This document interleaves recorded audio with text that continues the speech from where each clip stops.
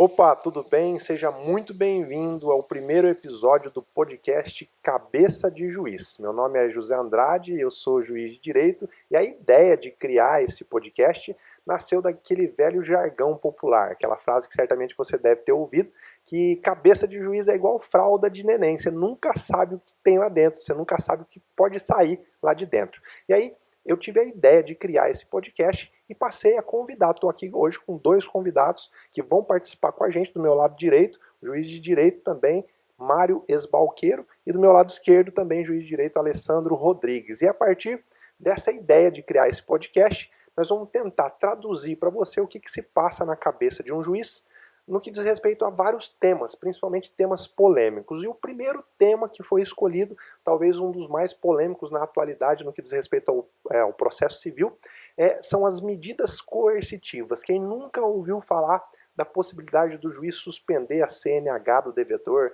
apreender o passaporte do devedor por conta de uma dívida que está lá em discussão em uma execução.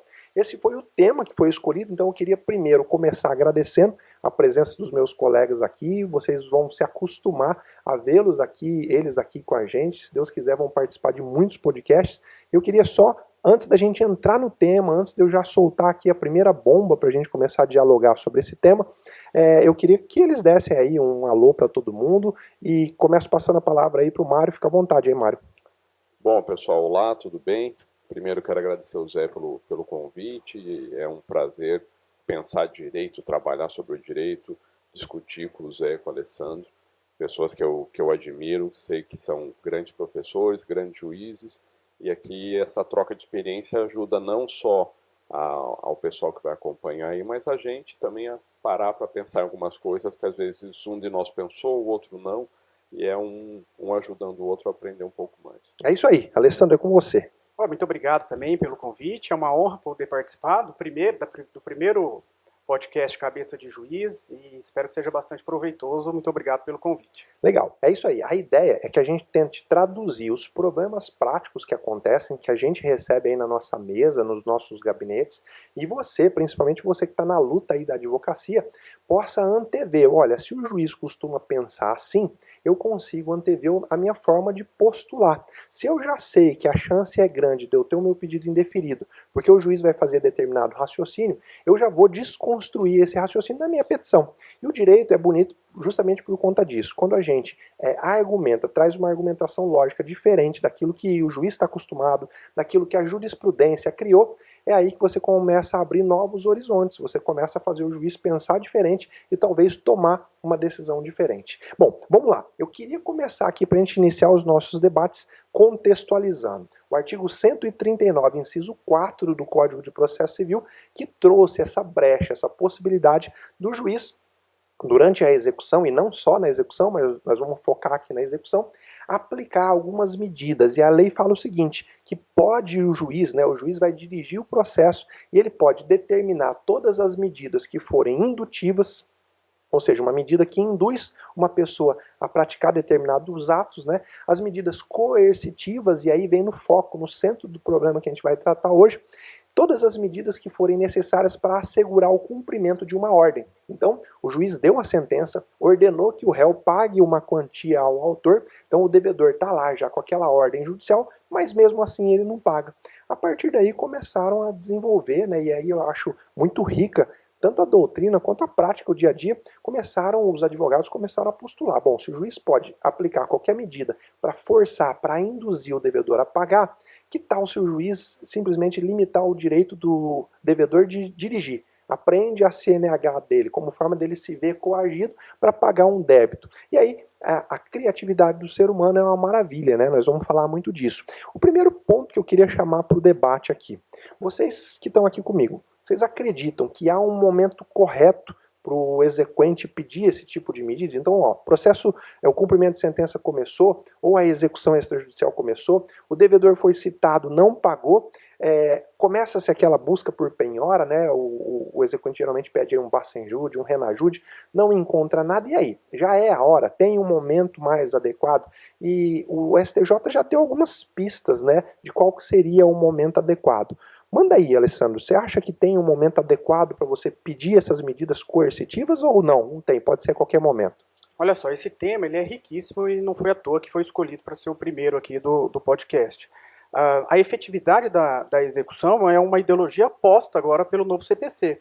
E aí nós, aplicadores do direito, a gente tem que mudar o nosso raciocínio, sair daquela ideia de um processo executivo preso a medidas apenas típicas, penhora, avaliação, expropriação, e partir para esse campo mais aberto, onde vai se buscar a efetividade do processo de execução. Então, todos os operadores do direito, tanto o juiz quanto os advogados, têm que partir já para a ideia de que o processo de execução tem que ser efetivo. Mudar essa cultura de privilegiar só o credor, né? Privilegiar só o devedor. Desculpe, o credor tem o direito fundamental de ter o seu crédito satisfeito, de colocar o dinheiro no seu bolso quando é reconhecido por um título executivo ou extrajudicial. Agora, numa execução por quantia certa, obviamente, a utilização dessas medidas atípicas, ela deve ser feita de forma subsidiária. Primeiro, deve tentar de todas as formas, pelos meios típicos da execução. E o novo CPC ainda trouxe novos meios típicos para tentar forçar o devedor a pagar o seu crédito, como, por exemplo, a inscrição do seu nome no Serasa, né? Isso é uma medida típica e que tem uma efetividade grande. Antes não era prevista no CPC anterior e hoje é possível, como uma medida típica. Enfim, eu entendo que na aplicação prática dessas medidas atípicas deve haver a subsidiariedade. Tem que ser depois de esgotado todos os meios típicos para tentar receber esse crédito. O grande problema é o que são esses todos os meios típicos. Os advogados ficam doidos, né? Doutor, eu pedi isso e aquilo, não sei mais o que pedir. Já vou pedir aí a suspensão da CNH, e aí eu pedi, o juiz falou, não se esgotaram todos os meios. Eu acho que a gente precisa fazer uma meia-culpa. Eu acho que o juiz, quando dá esse tipo de despacho, tem que, no mínimo, indicar. Fala, olha, você não fez isso, não fez aquilo, né? Para a gente ter aí uma coerência lógica. É muito mais fácil você despachar. Você não esgotou todas as possibilidades, mas o que são todas as possibilidades? Né? Então, acho que é bom para o advogado ficar sempre de olho. Numa primeira coisa, a medida coercitiva não é uma coisa para você pedir logo de cara. Tá? No mínimo, você já tem que ter percorrido um caminho na sua execução. Tá? Porque isso aí entra também no caráter dessa medida, que nós vamos falar um pouquinho mais adiante. A medida não tem o caráter de punir. Então, não tem nenhuma lógica você pedir logo de cara. Você também pensa nesse sentido, Mário? Eu concordo. Até esse raciocínio que não é o caráter não é punição, mas é coerção, porque isso ajuda tanto o advogado quanto ao juiz no seu raciocínio, né? Porque a ideia não é sacanear o devedor. A ideia é o devedor que não está pagando, eu vou fazê-lo pagar. E também é interessante a gente ver como há uma atualização do direito, né? Porque o 461 do CPC previa algo parecido para ações mandamentais, e foi visto que isso funcionava, isso veio para o novo CPC. Foi visto a questão da inscrição em serviço de proteção ao crédito, que também não tinha previsão, veio para o novo CPC. Ou seja, vamos atualizar, ver o que funciona para dar efetividade para o processo. Então, acho que algumas metas que o advogado e o juiz têm em mente na hora de decidir sobre isso, primeiro, tomou todas as medidas, mas o que são todas essas medidas? Aí o juiz me parece que tem que alertar, mas tentou tal medida, buscou aqui, por que não pediu ali, quais as buscas foram feitas, também para não simplificar, né? O devedor não paga, já pede a retenção da habilitação e etc. Claro que tem medidas mais, tipo passaporte, né? Esse é mais fácil, porque o cara não paga, mas quer viajar para o exterior. Agora, a habilitação já é algo que hoje, no século XXI, é algo muito mais restritivo para o devedor. Nós vamos falar aí também de várias possibilidades, das ideias, aquilo que eu já vi, que vocês já viram na aplicação prática. Mas eu acho que a primeira lição que a gente pode tirar desse nosso bate-papo é que essas medidas coercitivas, você só pode começar a querer induzir ou de alguma forma coagir o devedor depois que você tomar os primeiros passos. Até porque a execução, ela corre aí no interesse, efetivamente, pelo impulso do exequente, é lógico que respeitando todos os direitos do executado, mas fazendo também a meia-culpa, e o Alessandro já falou isso, eu acho que é o recado principal que a gente tem que dar. Eu não tenho medo de levantar essa bandeira, não. Tem gente que acha que eu sou louco quando eu levanto, mas eu acho que passou da hora da gente, Poder Judiciário, entender que nós precisamos entregar resultado. Enquanto a gente fica aí numa posição passiva, não, tudo compete ao exequente. O exequente tem que ir atrás de tudo. O judiciário não vai te ajudar com nada. Pô, hoje a gente tem ferramentas que o exequente não tem acesso. O exequente não tem acesso à localização de endereço, não tem acesso à localização de bens. Qualquer coisa que ele pede aí administrativamente, todo mundo indefere. Você acha que se o advogado manda um ofício para uma seguradora, ele vai informar se existe lá um seguro de vida ou não? Não vai informar. E aí, às vezes, parece mais cômodo para o juiz dar aquele famoso despacho. Compete ao exequente diligenciar. O judiciário tem que aguardar a informação. Eu acho que passou o momento da gente virar essa chave, né? Tudo que a gente puder usar a favor do recebimento. Mas como assim, professor? Quer dizer que o devedor que se dane? Não. A gente vai usar as ferramentas e ele vai ter todo o direito de se defender. Tá? O que a gente não pode é compactuar para que o devedor fique numa posição cômoda. Hoje, né, do jeito que está, o devedor é muito fácil. Ele fica lá inerte, o exequente não tem meios de achar nada e o juiz também não quer ajudar de forma nenhuma. Eu acho que a gente precisa levantar essa bandeira. E você que está assistindo, que é diretamente interessado, tem o dever, se você também acredita nisso, que o judiciário precisa colaborar para que essa bandeira seja cada vez mais forte, você tem o dever de compartilhar esse vídeo aqui, ó, faz ele chegar no maior número de gente possível, porque compartilhando uma ideia que as pessoas compactuam com ela, é assim que essa ideia se fortalece, tá?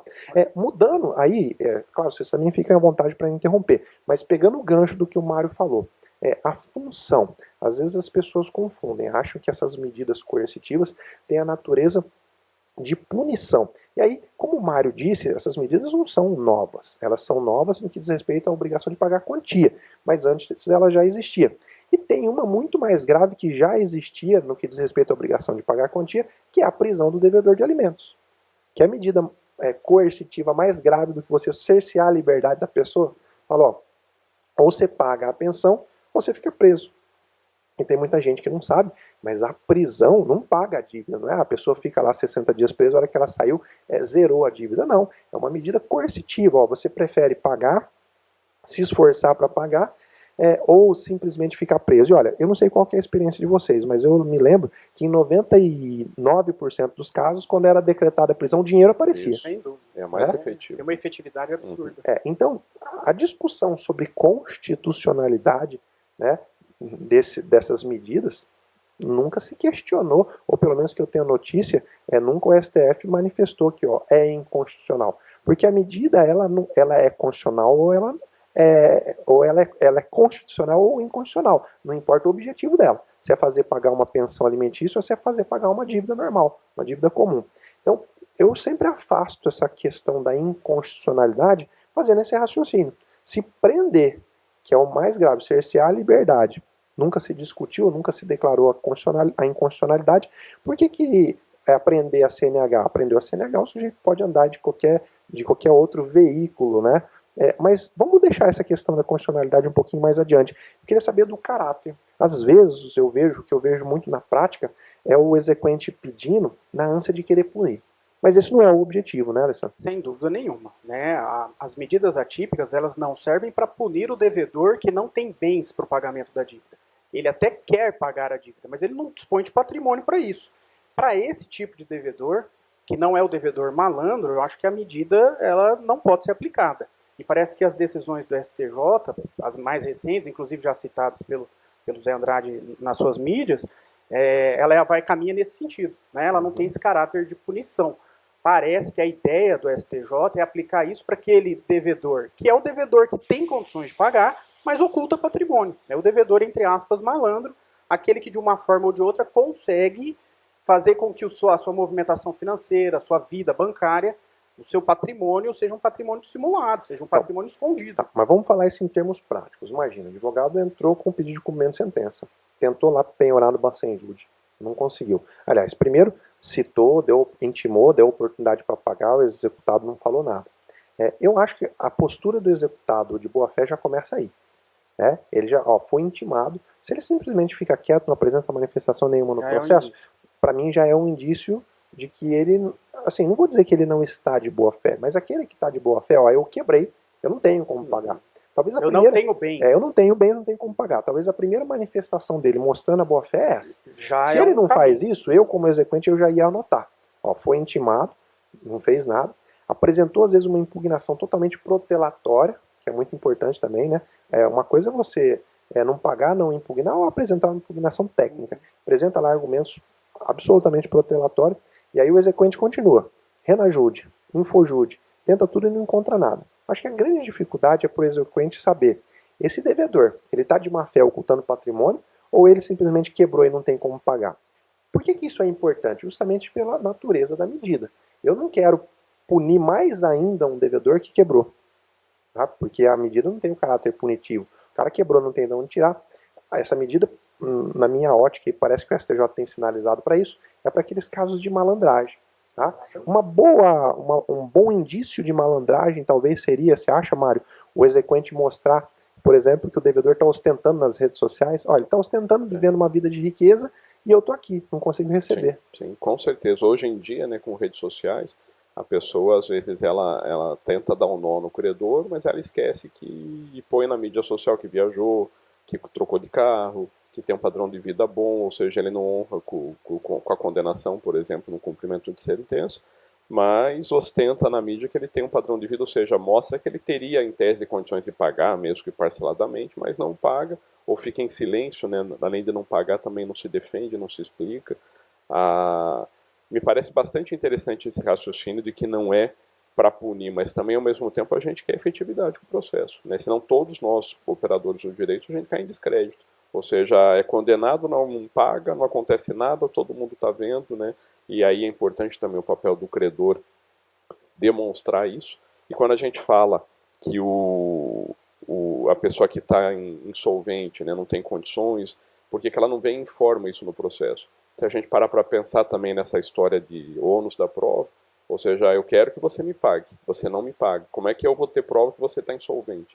Caberia você vir para o processo e dizer, ó, credor, realmente eu devo, eu não consigo pagar, né? Vamos parcelar, me dá um prazo aí, como que a gente pode fazer? Olha que eu estou quebrado, olha minhas contas, olha a situação.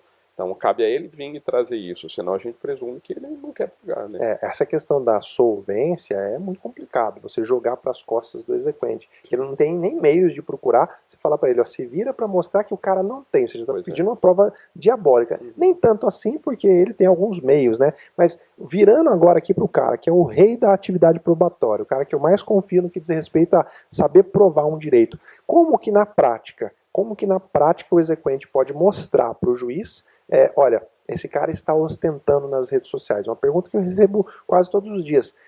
Print do celular, lá do Facebook, do Instagram. Isso vale como prova? Eu já cansei de falar que efetivamente vale como prova, né? Mas eu queria que você falasse, e aí tem um ponto. Tem gente que me pergunta, é melhor fazer ata notarial? Fala pra galera aí, tá? Porque eu já falei bastante, pode ser que alguém ainda não acredite, mas fala aí se vale como prova e qual seria a vantagem de fazer uma ata notarial. Se você viu lá que o exequente está ostentando nas redes sociais, eu quero provar isso para o juiz para pedir a aplicação das medidas coercitivas. Dá um passo a passo aí pra galera. Sem dúvida. Até pela decisão do STJ, haverá necessidade do credor provar pelo menos indícios de que o devedor tem condições de pagar, para poder aplicar a ele uma medida típica. Então, terá que ser produzido algum tipo de prova nesse sentido que demonstre que aquele devedor tem efetivamente condições de pagar, não obstante ter esgotado todas as formas de se fazer a penhora, que é o mínimo que a gente tem que partir. Fez o Bacen, fez o Renajude, fez pesquisas no cartório de registro de imóveis e não encontrou nada. Isso é o mínimo para a gente poder partir para as questões das medidas atípicas. E aí, como provar que ele tem essa condição? Bom, aí o uso de ferramentas atualizadas, como por exemplo as mídias sociais, sem dúvida ele é um mecanismo probatório válido e eficiente. E há duas formas de se provar isso, no meu modo de ver. A primeira é tirando um print realmente das mídias sociais, imprimindo esse print e digitalizando dentro do processo. Isso tem uma função probatória sem dúvida nenhuma. Depois vai ser submetido ao contraditório. Obviamente aquilo vai fazer com que o juiz possa presumir ou ter um indício de que ele tem condições. Ele viaja muito, ele tem troca de carro todo mês, todo ano, enfim. Ele apresenta isso socialmente nas suas mídias e isso vai ser um indício de que ele tem condições de pagar a dívida, de que ele movimenta dinheiro. A outra forma é através da ata notarial. A ata notarial também é um meio de prova adequado, agora típico para isso. Qual é a vantagem de um e de outro? A ata notarial, ela tem a vantagem de ser um documento elaborado por um tabelião, por um notário, que tem fé pública, está representando o Estado ali no momento em que ele faz a ata notarial. você vai levar para ele a mídia, ele vai abrir, constatar que naquele dia tem aquela publicação e certificar isso num documento, numa ata, registrando tudo que ele observou ali, sem manifestar, obviamente, nenhum juízo de valor sobre aquilo que ele está atestando. A vantagem da ata é essa.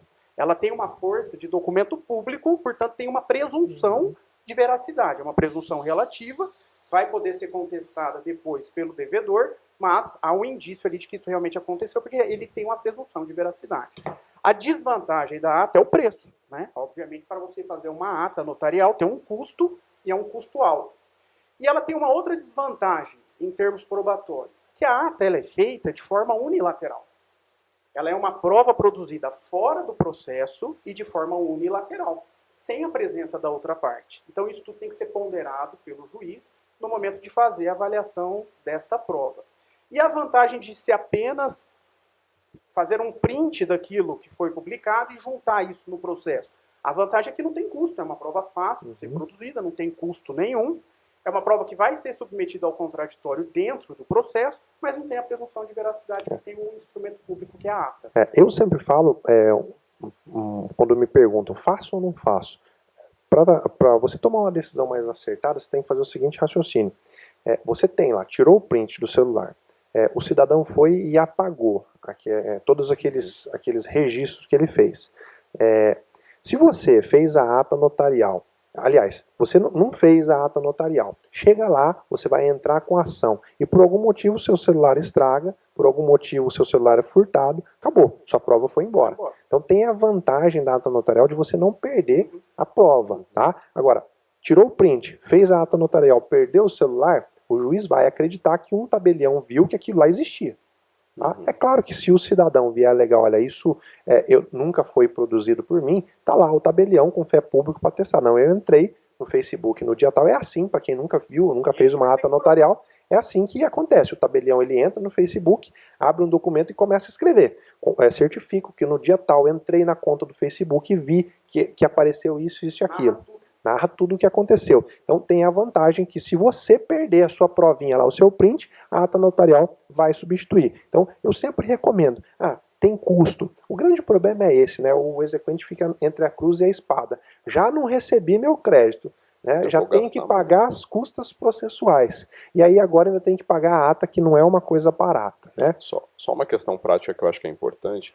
É que uma não elimina a outra, é só um momento diferente, porque como você estava dizendo, é a questão do print, pode ser que se eu não tirar o print, não, vou fazer a ata notarial e tal, eu acho que é melhor.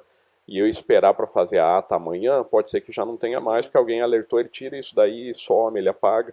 Então faz o print na prática, se for o caso de fazer a ata, melhor, mas se não der tempo, a hora que você chegou no cartório, né, no serviço extrajudicial, não tem mais, você tem o print garantido, né? Pelo menos a prova, o mínimo de prova você tem, porque pode arriscar e não e eu penso também na prova mais básica de todas, né? A prova testemunhal. Sim. Você viu aquilo lá, já chama duas testemunhas, olham, e ainda leve essas testemunhas, você vai falar, professor, mas eu não posso produzir prova testemunhal na execução. Mas você pode juntar uma declaração prestada por essas testemunhas que ela viram. Para o juiz, isso já é um indício para pelo menos ele decretar uma medida, o executado que venha depois a se defender. Então, eu posso então pegar testemunhas que viram lá aquela ostentação nas redes sociais e, principal, é aí que eu vou jogar a bola. Às vezes ele não ostenta nas redes sociais, mas ostenta na vida. Ele não tira foto, mas ele está aí frequentando um restaurante mais caro da cidade, andando aí num carrão, aí você procura, você não acha nada no nome dele, está no nome de todas as outras pessoas. Então, para a gente deixar bem claro, nós já falamos aqui até agora de 2 requisitos. Se você quer ter sucesso na hora de aplicar essas medidas coercitivas, quer que o juiz realmente defira, primeiro, mostre efetivamente que é uma medida de exceção. Você não está pedindo no começo do processo. Então, pontue lá, juiz, eu já solicitei isso, não deu certo, isso não deu certo, isso não deu certo, não encontrei nada. O devedor está numa posição passiva. Então agora eu quero a medida coercitiva. Esse é o primeiro requisito, então. Mostrar que você já tentou várias outras formas, né, para receber o crédito. E o segundo requisito seria, então, e esses requisitos nós estamos tirando das manifestações do STJ. O STJ as câmaras que já se manifestaram sobre isso vêm apontando, sinalizando para alguns requisitos, porque esses requisitos não estão na lei. O ideal seria que a lei trouxesse. Como um requisito bem claro da prisão do devedor de alimentos. Não pagou, preso. Requisito objetivo. Tá? O ideal era que a lei trouxesse esses requisitos. Como a lei não traz, fica a construção doutrinária jurisprudencial. Então, primeiro requisito é a excepcionalidade. O segundo, o indício de que o devedor está de alguma forma ocultando patrimônio. E nós falamos aqui como que você vai fazer prova dessa ocultação, né? Vamos dar uma mergulhada? Tem mais alguma outra forma de prova? Sim, eu acho que dá para provar, além dessas que nós já mencionamos aqui, a possibilidade de se provar através de um pedido de exibição de documentos, por exemplo. O credor faz um pedido para o juiz de exibição de documento dos extratos bancários do devedor. E aí, nesses extratos bancários, é possível constatar a movimentação financeira que é incondizente com a falta de bens que ele alega que tem, que ele demonstrou que tem. Então, se ele movimenta muito dinheiro na sua conta bancária, isso também pode ser um indício. Ele não tem bens patrimoniais registrados em seu nome, mas ele movimenta dinheiro na sua conta bancária. Então, a exibição do documento dos extratos bancários, eu entendo também que é uma prova adequada para demonstrar. Isso que você está falando é muito importante, porque às vezes o exequente, o advogado, pode estar pensando, mas eu já tentei o Bacenjude e não encontrei nada. Porque naquele dia que se tentou o Bacenjude, ele tinha tirado o dinheiro da conta. Mas aí com o extrato, você olha lá, tal dia entrou tanto, no dia seguinte ele limpou, outro dia entrou tanto, no outro dia ele limpou. E você mostra para o juiz, olha, indício de que está ocultando, porque dinheiro ele tem, movimentação ele tem. Você joga a bola para o colo do exequente. Eu posso pedir isso na execução? Pode. Qualquer medida que tenha aí algum caráter, ainda que seja um caráter probatório, mas dentro da execução é necessário que você mostre alguns elementos para o juiz. Você pode pedir, inclusive dentro da execução, não há nada de errado. Dentro da execução de exibição de documentos, sem problema nenhum. Dentro dessas formas de provar, uma história que me marcou bastante, foi a primeira vez que eu vi isso como juiz, e eu nunca mais esqueci. Não são essas medidas coercitivas, mas mostram uma atuação proativa do advogado do credor. A gente tinha acabado de passar no concurso para juiz, né, lá em 2001, e ainda atuando aqui em Campo Grande como substituto, e eu peguei um caso que o cara não conseguia receber o crédito, era uma execução de sentença à época, e procurava, e a gente não tinha Bacenjude à época, não tinha outros métodos, e ele não conseguia receber, e o trabalho do advogado como detetive foi bastante interessante, porque ele tirou fotografia de um carro importado à época, na garagem da casa da pessoa, era um portão gradeado, então via o carro lá na garagem. E ele tirava com o jornal, na época o jornal escrito, e ele tirava a foto com o jornal do dia, para mostrar, na segunda-feira dia tal, o carro está aqui, na quinta-feira dia tal, o carro está aqui, tirou umas 3, 4 fotos.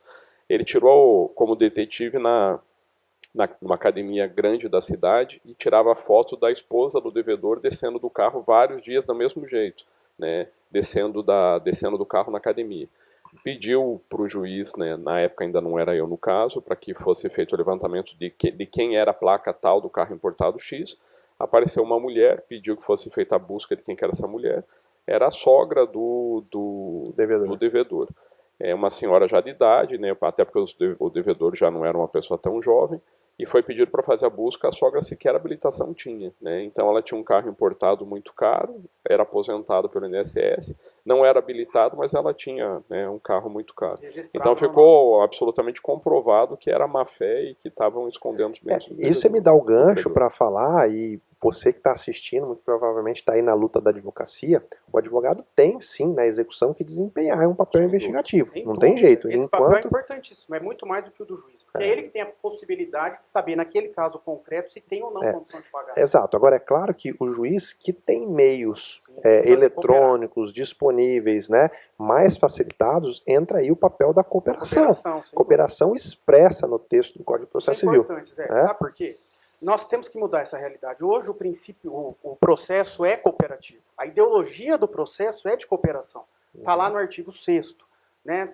Todos os sujeitos do processo devem cooperar entre si para que se obtenha, ao final, uma decisão de mérito justa e efetiva. E no prazo razoável. Está aí a efetividade do processo. Todos, então, devem cooperar nisso, né? Essa é a visão do CPC. O processo existe para quê? Para que, ao final dele, tenha uma decisão de mérito justa e, além disso, que ela seja efetiva. E aí, muita gente que me acompanha fala, você traz essas ideias, eu peço, mas o juiz indefere. O que você precisa entender é que muito do que a gente procura falar é novidade para muita gente, inclusive para colegas do judiciário, né, inclusive para os tribunais, que, né, hoje são ocupados por pessoas, na sua grande maioria, que viveram até na época que não existia toda essa informatização que hoje existe. Né? Às vezes tem a dificuldade até de entender o que é, porque não fez parte da vida. Então, você tem que estar preparado para recurso. A vantagem da execução é que qualquer decisão interlocutória ali é passível de agravo. Então, o juiz indeferiu, agrava. Agora agrava com fundamento, explica, coloca em detalhes. Não é agravar por agravar, senão você vai tomar um segundo indeferimento. Então, na execução tem essa tranquilidade. Tranquilidade que você não tem na fase de conhecimento, porque não é de toda decisão que você pode agravar. Então, aplica essas medidas, né? Coloca ela em prática, pede, fundamento e mostra. Eu escuto bastante da defensoria, né, de órgãos estatais, a defensoria e o MP, se eu não vou fabricar um precedente ruim. Então, às vezes, se os teus argumentos estão ruins, às vezes não vale a pena você queimar cartucho numa situação pontual, onde você realmente não conseguiu provar muita coisa, e só porque eu não concordo com o juiz vou tentar mais uma cartada, já se cria um precedente contra você. Então, espera aquela situação que você acha que é bem interessante, para você, já que são temas, né, bastante polêmicos ainda hoje, para você realmente ter uma chance maior de criar um precedente. Porque às vezes, se é uma situação bem ruim para você recorrer, vai tomar pau no recurso. Então espera o próximo, vai tentando, porque é isso que cria o precedente, né? Vai tendo indeferimento, vai tendo recurso, até uma hora que você consegue criar os precedentes. Exato. Você já viu que o seu caso concreto preenche o primeiro requisito, você já tentou de tudo e não conseguiu. Você tem lá indícios, lá algum elemento de prova, né? Elemento de prova para mostrar que o devedor está ostentando. Né? Que é o devedor malandro. O devedor jamais se manifestou no processo dizendo, olha, eu estou quebrado. Não adianta aplicar a medida que for que eu estou quebrado. Outra medida que, além dessa, o devedor que não se manifesta é um indício, né, de que ele não está cooperando para a satisfação do processo. Contrariamente, o devedor que apresenta essa manifestação no sentido de que ele está cooperando, eu não tenho bens, e também aquele devedor que requer audiência de conciliação.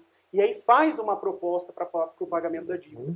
Esse devedor que faz essa proposta, mesmo que é uma proposta não aceita pelo credor, uma proposta que prorroga o pagamento do crédito em muitos meses, mas ele demonstra aí que ele está com a intenção de pagar. Talvez não seja o caso desse devedor ser aplicado uma medida atípica de execução. Sim. E aí eu acho que é dever do advogado, do exequente, ponderar tudo isso. Sim. Ponderar o que ele já tentou, ponderar a ostentação e ponderar sobre a postura do executado. Conduta do executado. O executado até agora foi o único que não cooperou. O único que não falou nada está na posição passiva. Então só resta... Então eu acho que daí a gente pode extrair um terceiro requisito. Tá? Ou requisito, ou pelo menos alguma coisa que se deve pontuar. Eu não vi o STJ falando sobre isso. A conduta do executado no sentido, na conduta processual. Sim, sem dúvida. Eu acho que a conduta processual mostra muito. Se você quer saber o que passa na cabeça do juiz, na hora que tem que decidir, será que esse executado está de sacanagem ou esse cara realmente está quebrado?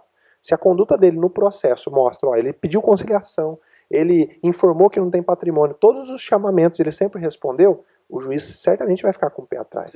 Esse cara está com uma postura diferente daquele que simplesmente não quer pagar. Então, vamos pontuar aí como uma terceira coisa, né? Uma terceira coisa para você, quando você for pedir essas medidas coercitivas, você colocar, abre lá um tópico. Se eu fosse advogar, eu ia fazer 3 tópicos até agora. O primeiro, de tudo que já se tentou para penhora até agora, e aí ponderar com o juiz. O segundo, dos indícios de que o devedor está ocultando patrimônio, aí coloca lá, pondera tudo. E o terceiro, da conduta processual do devedor. E aí, eu acho que você pode até voltar à fase de conhecimento. Às vezes ele já tem uma conduta lá na fase de conhecimento que já demonstra que ele não está nem aí. Não em nada com as provas, por exemplo. Ou, por exemplo, levantou argumentos absurdos que as provas vieram e todas derrubaram, né? Eu acho que dá para pontuar até a conduta dele antes, né, do início da fase de cumprimento de sentença. Até numa impugnação, a matéria que ele apresentou de impugnação, se ela é uma matéria meramente procrastinatória... Às vezes tenta ressuscitar a matéria lá do processo de conhecimento. Isso é um absurdo, isso aí é o pior. Quando ele quer trazer de volta questões que teriam que ter sido alegadas e decididas lá na fase do conhecimento. Muito bem lembrado. Então, lá nesse seu terceiro tópico, você vai pontuar, a conduta do executado é tão reprovável que ele traz na impugnação matéria que nem pode ser objeto de impugnação. Ele quer impugnar lá o mérito, coisa que já foi superada aí pela coisa julgada, né? Ou ainda não, se não pela coisa julgada, pelo menos já foi analisado no mérito pelo juiz. Agora, deixando um pouquinho de lado os requisitos, vamos pontuar aí algumas medidas que vocês já viram sendo pleiteadas aí na prática, talvez como ideia para quem está assistindo, né? E você que está assistindo, eu queria te pedir, nos comentários, coloca a ideia, tá, de medida coercitiva que você já pediu ou que você já viu sendo deferida. Por quê? Nós somos em 3 juízes aqui que nós podemos abraçar essas ideias e olha, graças a Deus tem muito magistrado que também assiste esses vídeos e aí você pode dar ideias para eles. Agora, sempre, eu acho que a primeira premissa, quando você fala da medida em si, é a razoabilidade. Proporcionalidade. Proporcionalidade e razoabilidade, e isso o STJ já deixou claro. Tá? O STF ainda não se manifestou, né, sobre a questão, e acho que ele vai se manifestar de duas maneiras. Quando ele falar sobre, em algumas medidas específicas, sobre ferir ou não o direito de ir e vir, né, porque aí envolve direito constitucional, e também na questão da proporcionalidade, da razoabilidade, que daí ele pode perfeitamente falar. Vamos pontuar algumas, aí eu vou falar das mais comuns, porque está na boca do povo, que é a suspensão da CNH, tá? E depois a gente pode fazer um juízo sobre cada uma delas, para ficar um debate aí um pouco mais rico. A apreensão do passaporte, é normal ver. Eu já vi aí se pedir apreensão ou suspensão do cartão de crédito, porque às vezes o cara não tem nada na conta, mas no crédito ele está lá gastando, e todo mês ele tem novos créditos. O que você já viu aí de diferente, alguma coisa a mais aí, Alessandro? Olha, na prática o que tem acontecido são pedidos nesse sentido, e aí parece que é muito limitado, apenas essas medidas atípicas, CNH, passaporte e bloqueio de cartão de crédito. Eu acho que aí vai muito do talento do advogado, de naquele caso concreto entender adequado uma outra medida que tenha eficiência e que possa surtir esse efeito. Na prática eu tenho visto mais essas três mesmos, e aí de eficiência um pouco duvidosa em relação a uma ou outra, a gente pode desenvolver isso mais à frente. Mas o que é importante é que as medidas atípicas, elas exigem muito a participação do advogado. O advogado ser proativo nesse sentido, de fazer o requerimento primeiro, porque essa é uma questão. O juiz pode dar de ofício uma medida atípica, ou precisa ter o requerimento do advogado. Eu acho que, havendo o requerimento do advogado, o juiz não está circunscrito àquilo que foi pedido de medida atípica. O juiz pode abranger outros tipos de medidas atípicas. Você acha que ele pode dar, inclusive, uma mais grave do que foi pedido? Pode. Às vezes ele pediu uma que o juiz entende que não é eficiente, e o juiz aí, de ofício, aplica uma outra, que no entender dele, de forma justificada, esse é um outro requisito que o juiz vai ter que se atentar, ele vai ter que fazer isso através de uma decisão fundamentada, obviamente. Eu entendo que ele pode conceder uma outra medida. A dúvida que eu tenho é se o juiz pode, de ofício, apresentar uma medida atípica quando o credor não requereu. Quando o advogado do credor não requereu. Essa é uma questão que está em aberto. Não tem. Isso daí, até como convicção pessoal, é uma coisa que eu achava que sim, porque você não está preocupado com o credor em si, é com o sistema jurídico, é com a segurança, é com a o cumprimento de uma decisão. Né? Então não é que você quer perseguir o devedor ou quer ajudar o credor, não, você quer que o processo funcione, né, para mostrar para a sociedade que existe justiça, para evitar autotutela, para evitar problemas que a gente sabe que acontece. Agora, me parece que no nosso Código de Processo Civil atual, creio eu que a ideia seja: o juiz tem que ser provocado, né? Mas cada vez mais a gente vem nessa ideia. Sabe o que reforça isso, Mário? Para aplicação de medida executiva típica, o juiz tem que ser provocado. Então, por exemplo, numa ação de alimentos, ele não vai decretar lá a possibilidade de prisão do executado se não houver o pedido. A inscrição no Serasa também. É feita, inclusive, pela parte, né? O juiz autoriza, dá a certidão, a parte que vai lá e faz. A parte que vai lá e faz. Então, nesse tipo de medida típica, o juiz não dá de ofício. Por que ele daria na atípica? Mas talvez é um ponto para a gente evoluir. A gente, como sistema, evoluir. Né? A gente cobra caro para prestar jurisdição. É caríssimo a jurisdição no Brasil, os custos aí falam por si só. O juiz fica desmoralizado, afinal de contas, deu uma ordem, deu uma sentença, às vezes levou anos para dar essa sentença, o executado dá de ombro, e o grande problema entra quando a parte está mal assistida. Exatamente. Quando a parte está bem assistida, com o advogado esperto, que sabe o que pedir, sabe a hora de pedir, tudo bem. E quando a parte está mal assistida? É para isso que nós estamos aqui, né? Para a parte estar bem assistida, estou assistindo os vídeos do Dr. Zé Andrade. O objetivo justamente é passar à prática, às vezes aquilo que você não vai. Pode cavucar aí que você não vai achar em livro esse tipo de debate que a gente está travando. Né? E eu acho que disso que a gente começou a falar, a gente pode falar aí do quarto requisito. Talvez um quarto tópico que você vai abrir lá no seu pedido, que é mostrar para o juiz qual que é a eficiência dessa medida que você está pedindo. Como que essa medida prática, que nós já falamos, ela pode ser a medida que a sua cabeça guiar, que a sua criatividade guiar. Mas como que essa medida vai ajudar a coagir o executado a pagar. Esse é o E ponto o, principal. e o contrário, para mim o contrário é mais importante. Como que ela não vai prejudicar o executado ao ponto de aí sim ele não conseguir pagar? Exemplo simples, pedir a apreensão do CNH do cara que trabalha como Uber. Assim, isso é absurdo. Ou como taxista. Então, no mínimo, você tem que ponderar, essa medida não vai prejudicar a subsistência do executado. O mínimo existencial dele, a dignidade humana dele. O que vai, por exemplo, é evitar que ele fique aí desfilando de carrão enquanto está sem pagar a dívida. Acho que a ideia é essa. Então, talvez o quarto requisito, o quarto tópico é mostrar a eficiência da medida e aí dentro mostrar que ela é razoável e proporcional. E aí que eu coloco a questão da CNH. Será que a CNH é uma medida efetiva para forçar o devedor a pagar o débito? Cara, eu não sei, mas se eu ficar sem andar de carro hoje, pra mim Mas me será incomoda. que você vai ficar sem andar? Você vai usar um Uber, você vai usar um táxi, você não vai deixar de... Às vezes vai ser até um favor, né? Exatamente. O cara que mora na grande cidade, se ele tiver a CNH bloqueada...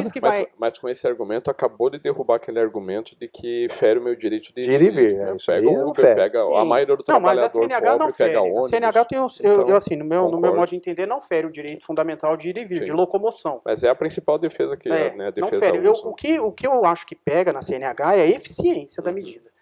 Por quê? De duas uma. Ou o devedor vai usar o Uber, vai usar um táxi, ou ele vai continuar guiando sem a carteira de motorista e rezar para ele não cair numa blitz. Né?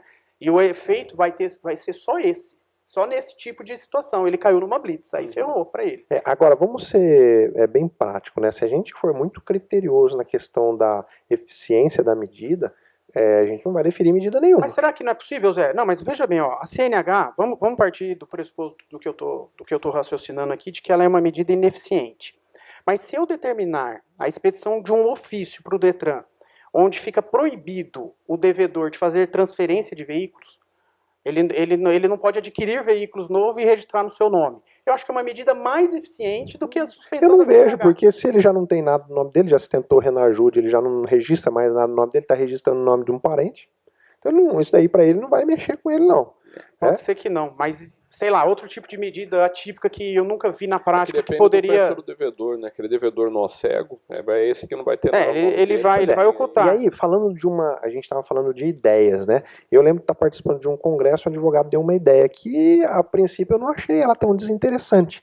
Imagina, então, que o devedor, você tem como mostrar para o juiz que toda semana ele está lá no restaurante mais caro da cidade, frequentando aquele restaurante mais caro. E que tal você pedir para o juiz proibir ele de frequentar aquele restaurante, onde ele encontra com todos os amigos dele? Ele pode comer em qualquer restaurante, mas não naquele. Se ele frequentar aquele, talvez o juiz ainda vai impor uma multa, ou talvez ele vai estar descumprindo essa decisão judicial. Isso não é eficiente, porque se ele tem dinheiro para pagar o almoço, pagar o jantar lá no restaurante mais caro, toda semana ele está lá, como que ele não tem condições de pagar a dívida dele, ou pelo menos formular uma proposta de pagamento parcelado? Tá?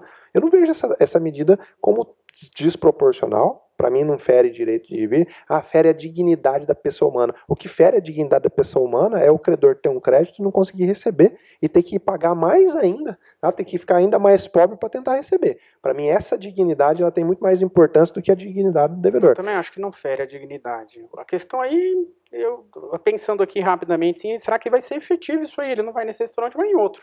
Cara, mas e olha... aí você não tá punindo um restaurante também? Então, mas imagina, tem alguma coisa que você gosta de fazer, que você faz toda semana? Por exemplo, vou jogar futebol toda quarta-feira com os meus amigos. Eu não vou poder ir nisso. Não vou poder ir nisso, o cara vai ficar incomodado, eu tenho que resolver esse problema. Então, talvez a eficiência vá em meios de fazer o devedor se mexer para ele tirar a mão do bolso, ou pelo menos procurar o credor, vamos acertar. E eu sempre falo, o método que eu ensino para os meus alunos, ele é baseado em 4 pilares. O primeiro é você aprender a prevenir o calote, que é o primeiro pilar. O segundo é você aprender tudo que hoje há disponível para você perseguir, procurar bens. E o terceiro é você aprender a usar a coerção. O quarto é a recuperação, as fraudes, né? E eu falo que a coerção é tão importante quanto os outros, porque se você incomoda, imagina que o seu devedor tem 3 credores, você é o único que incomoda. Se ele puder pagar, ele vai pagar você. Os outros que não estão incomodando, ele não está nem aí. Por isso que é muito importante você saber, você dominar as medidas coercitivas. Se o devedor tiver que pagar alguém, ele vai pagar aquele que está todo dia batendo na porta. Então, pegando o gancho aí, uma outra medida que me falaram, essa eu achei interessante. Tá? O devedor de condomínio, você proibir ele de frequentar a área comum do condomínio. E aí? Mas aí tem decisão pacífica do STJ. No sentido de que não é mas vedado. estou dizendo como uma medida Sim, coercitiva. Poderia ser. Uma medida coercitiva na execução. Tá? Eu não estou falando o que já se analisou, talvez foi como uma medida administrativa. O próprio condomínio proibiu porque o cara estava inadimplente. Mas uma medida coercitiva aplicada pelo juiz. Qual que é a diferença? Se eu estou falando que eu vou proibir ele de frequentar um restaurante, que ele vai pagar com o dinheiro dele, ele está devendo para o próprio condomínio. Ele gera custo para o condomínio quando ele frequenta. Então eu estou devendo para o condomínio e toda noite eu mando ligar a luz da quadra que eu tenho que jogar meu acho tênis. que é uma medida que é e pagar o professor. Atípica aqui. Eu estou lá com o professor, fazendo aula. A aula de tênis não é barata. E eu estou gastando energia do condomínio e continuo devendo. Então, sem dúvida. Eu acho que tudo vai um pouco na casuística de mostrar para o juiz. Eu concordo desde que haja esse link, ele é devedor do condomínio. Eu acho que não teria, por exemplo, a questão, ele deve para um terceiro e o terceiro quer que proíba ele de nada. Mas e aí, como é que ele paga o professor caro de tênis e não paga o Mas, por exemplo, ele vai descer para ler embaixo da árvore na área comum, uma coisa que ele não tem custo. Não gera custo. Né? Agora, se for para o condomínio, você não vai usar a área que está bonitinha, está bem cuidada, que dá custo para manter e você não está pagando o condomínio. Aí eu acho que é tranquilo, deveria proibir isso. Agora vamos falar sério, essas medidas aí um pouco mais diferentes, né? Você proibir o cara de ir no restaurante, proibir de frequentar a quadra de tênis. E proibir o juiz precisa ter coragem para tomar, né? E proibir de fazer financiamento bancário para aquisição de veículo e imóvel, quando ele já é proprietário de um imóvel. Então imagine, o imóvel dele é impenhorável, né? E ele quer agora trocar de casa e fazer um financiamento bancário para comprar uma casa melhor. Uma medida típica não seria essa, oficial Banco Central, proibição de concessão de crédito bancário para financiamento de imóvel e de veículo. Ele não vai trocar de veículo também. Eu acho perfeito. Uma medida típica que eu nunca vi na prática ninguém pedir e eu acho que poderia ser útil. Até porque se ele já não paga o que ele tem que pagar, para que ele quer mais? E o que a gente mais vê, e isso daí também a gente tem que ponderar com muita razoabilidade, é que às vezes o cara é a única saída que ele tem, né? O consignado, por exemplo, né? E por isso que seria interessante afastar o consignado. O cara, por exemplo, é servidor público, ele tem lá, resta para ele no final do mês 10% do salário. Aí eu acho que entra o cartão de crédito também. O cartão de crédito, o cancelamento do cartão de crédito pode implicar nisso também. Tem famílias que são estruturadas que vivem com o crédito do cartão de crédito. Se você tirar o cartão de crédito da vida dele, ele vai ter prejuízo para pagar a luz, para pagar a água. Agora, vamos pontuar aqui, eu como advogado do exequente, talvez a primeira coisa que eu ia pedir, antes de pedir o bloqueio do cartão, era pedir os extratos. Né? Até para mostrar a movimentação. Que o juiz oficie, aí lá nos extratos, e olha, eu já fiz isso na prática, nos extratos estava lá, ó, baladinha no dia tal, restaurante no dia tal, compra não sei o que no dia tal, aquela coisa que mostra uma vida de ostentação. Eu já tive a oportunidade de fazer isso no indeferimento de justiça gratuita.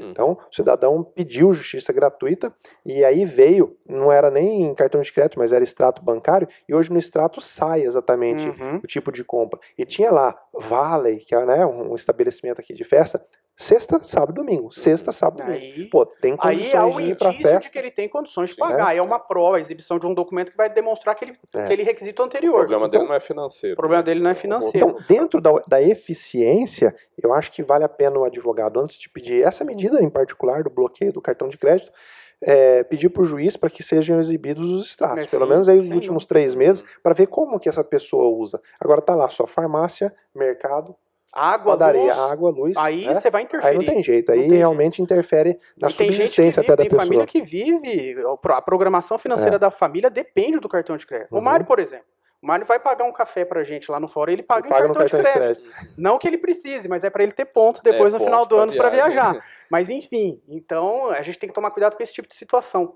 Por isso que é interessante ser analisado caso a caso. Todas essas medidas que a gente tratou até agora, ela tem um cunho subjetivo muito grande.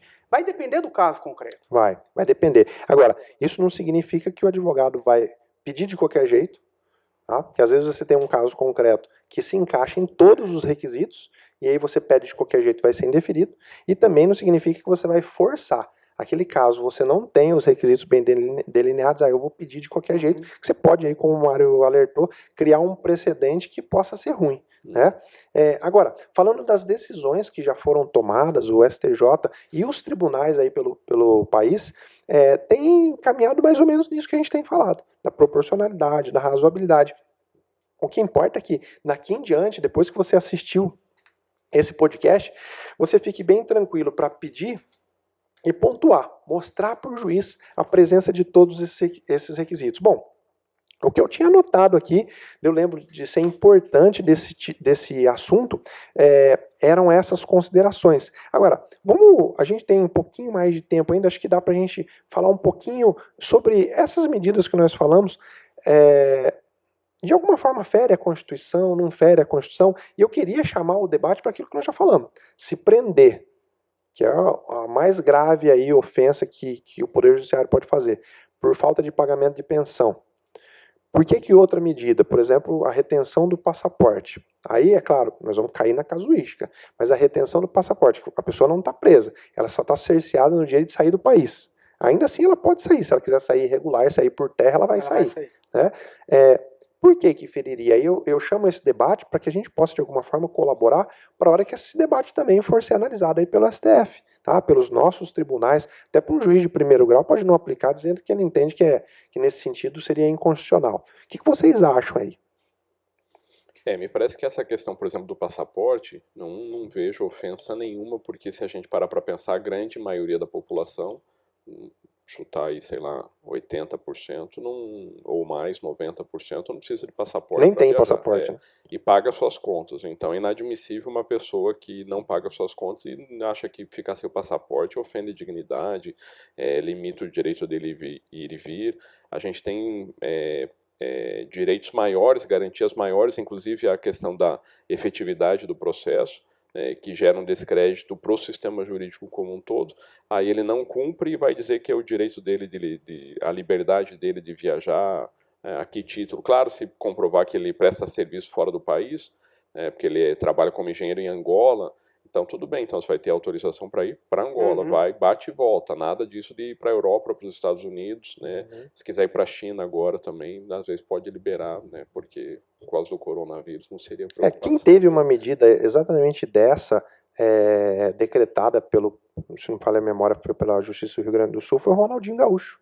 Ronaldinho Gaúcho tinha uma condenação lá em Porto Alegre, parece por ter construído um pier no lugar indevido, e teve a retenção do passaporte. Tá? Aí é claro que eu não conheço a pessoa, não conheço o patrimônio, mas foi uma decisão e o STJ falou que naquele caso concreto não tinha, né, não havia ferimento pegando o gancho aí do Ronaldinho numa situação como essa, né, uma casa de campo, uma casa de praia e uma outra medida, né, atípica poderia ser lacrar o lugar para a pessoa não conseguir entrar, vai lá, coloca corrente na entrada, a pessoa não entra mais na casa dele na beira do rio, lacra o apartamento dele na beira-mar, proíbe outras medidas de lazer caro, que a pessoa não paga o credor, então ele vai ficar sem. O Mário, se deixar, ele põe numa câmara de gás, não foi? Agora, só fazendo pontuando sobre a apreensão do passaporte, eu lembro de um caso, não um caso concreto, mas de algum lugar que eu estava lendo, que sabe-se que o cara tem conta bancária no exterior. E a gente sabe que é muito difícil você conseguir penhorar patrimônio que esteja no exterior. Inclusive, acho que esse é um baita de um ponto para a gente fazer um podcast, né? Cabeça de juiz, falando sobre como alcançar patrimônio, medidas práticas para alcançar patrimônio que esteja no exterior. Mas eu acho que é uma medida talvez efetiva. Se o cara tem patrimônio no exterior, não traz para o Brasil, justamente para se furtar dos credores, uma vez que você bloqueia o passaporte dele, ele também não tem mais acesso ao dinheiro. Pelo menos você dificulta, não é que ele não tem, né? Porque ele pode, né, movimentar para conta de outra pessoa, transferir para conta de outra pessoa, mas você passar uma procuração e a pessoa ir lá e movimentar. Mas o que você consegue é mostrar para o juiz que essa medida pode ser eficiente.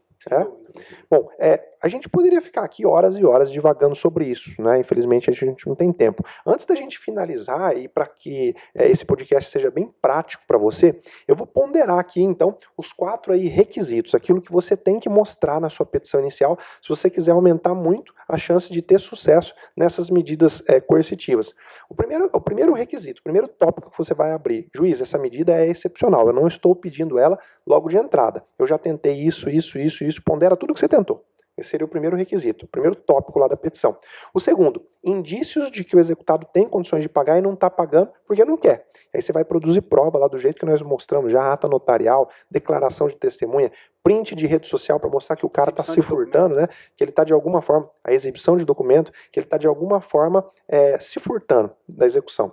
Terceiro ponto, pontuar lá no processo a postura processual do devedor. Até agora não apresentou nenhuma manifestação, todas as manifestações nítido caráter protelatório, fica peticionando toda hora no processo. Criando incidente infundado. Incidente infundado, alegando toda sorte de nulidade, ou simplesmente está lá numa conduta passiva. Todas as vezes que foi intimado. Inclusive, eu sempre recomendo, antes de pedir essa medida, pede aquela famosa medida de intimação do devedor para que ele indique onde estão e quais são os seus bens. Forçar ele a ter uma conduta ativa. Se ele não se manifestar, pronto. Isso já é um indício grande. De que... já tem como pontuar. E o quarto requisito que você deve colocar lá na sua petição é mostrar a eficiência da medida e que ela é proporcional, que ela não é fora da razoabilidade. Eu acho que mostrando isso, não tem dúvida, né, que a gente você vai conseguir aumentar muito a chance de ter seu pedido deferido. Caminhando para o final, eu vou passar a palavra aí para o Alessandro, para as considerações finais, para o Mário, e depois volta para mim, para a gente poder fazer um fechamento aqui com a galera. Fica à vontade, Alessandro. Muito bem, eu agradeço mais uma vez aí a participação deste primeiro podcast, Cabeça de Juiz. O tema é riquíssimo, daria para a gente continuar aqui tratando de outras questões relacionadas a ele, é muito subjetivo, é muito novo, é muito instigante. Eu acho que o advogado que tem esse tipo de informação, que tem esse tipo de raciocínio, que tem esse tipo de construção de um pedido formulado com base nesses requisitos aqui que a gente acabou de colocar, ele tem grande chance de obter êxito, né, na concessão dessas medidas atípicas. Eu acho isso muito válido na prática do advogado que quer recuperar o crédito do seu cliente. Da mesma forma, agradeço a companhia dos dois amigos, acho que isso enriquece muito a gente, né? É mais conhecimento, é mais troca de experiências e tal. E uma dica aqui que são duas perguntas que eu faço nesse tipo de situação, né, dessas medidas, né, coercitivas. É o porquê que o credor está pedindo isso e o para que ele está pedindo isso, né? O que aconteceu para trás, que estão as perguntas aí que o Zé resumiu, e aonde que ele quer chegar com isso? Ou seja, ele realmente está tentando receber ou é vingança? Ele já fez umas buscas mínimas, né? É subsidiário ou não é? Por que ele precisa disso e para quê? Onde que ele quer chegar com isso? E são perguntas que eu me faço como juiz na hora de decidir, né? Porque às vezes o pedido vem que está pedindo a suspensão da habilitação porque não recebeu, ponto. O caráter é punitivo. Mas não argumenta, né? Por que está pedindo? Porque não conseguiu o quê? Aonde que se quer chegar com isso? Explica para o juiz, né? O juiz não é obrigado a adivinhar. Às vezes você vai ter um indeferimento, não é? O juiz deferiu para um caso, não deferiu para o meu, mas outro caso explicou o que está acontecendo e você não. Né? Então não se acostume a argumentar, não de forma prolixa. Isso eu falo bastante também. Não escreva demais, porque isso ao invés de te ajudar, te atrapalha, fale o necessário. E pense nisso, o que será que o juiz vai pensar na hora que lê a minha petição? Tá? Acho que é isso daí. É isso aí. Vocês tiveram a oportunidade aqui nesse primeiro podcast Cabeça de Juiz a enxergar, olhar do lado de dentro dessas cabeças aqui, que eu agradeço muito pela participação. Espero que seja a primeira de muitas. O convite já está feito, eu espero que vocês voltem todos os dias aqui. E, é claro, para a gente tentar contribuir de alguma forma com o seu dia a dia. E por que a gente faz isso? Qual que é a essência? No meu caso, eu acredito que no caso dos meus colegas, de fazer efetivamente isso. Primeiro, que ajudar as outras pessoas é um princípio da minha vida e acredito da vida deles também. E segundo, que quando a gente melhora todo o ecossistema, você já ouviu falar certamente que quando a maré sobe, todos os barcos sobem juntos. Quanto mais postulação melhor eu receber, melhor vai ser o raciocínio jurídico que eu vou desenvolver e melhor vai ser o ambiente jurídico que a gente vive. A gente tem toda a capacidade do mundo. Às vezes as faculdades ficam devendo porque elas não têm nem a oportunidade de ensinar a prática. E às vezes o profissional vai para a prática e se vê sozinho. Mas a partir de agora você não precisa mais se sentir sozinho. Você tem aí o podcast Cabeça de Juiz, um episódio novo toda semana. Eu agradeço sua companhia, peço para que você compartilhe aí para que a gente possa crescer cada vez mais. Um grande abraço e até o nosso próximo episódio.